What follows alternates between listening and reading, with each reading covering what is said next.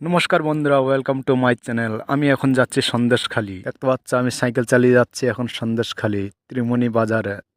চলে এসেছি আমি ত্রিমণি বাজারে, এসে দেখি এখানে পোলট্রি মুরগি বিক্রি হচ্ছে। তাই বেশি দেরি না করে আমি নিয়ে নিলাম একটা পোলট্রি মুরগি আর দিয়ে দিলাম কাকিমাকে ছাড়ানোর জন্য। একদম কাকিমা দেরি না করে ফটাফট মুরগিটাকে ছাড়ানো শুরু করে দিয়েছে। দেখতে পাচ্ছ একদম ভালোভাবে পরিষ্কার করা শুরু করে দিয়েছে স্পিডে। এখন মুরগিটা দেখো কত সুন্দর পরিষ্কার হয়ে গেছে বন্ধুরা। দেখতে পাচ্ছ মুরগিটা কত সুন্দর একদম পরিষ্কার করে দিয়েছে কাকিমা।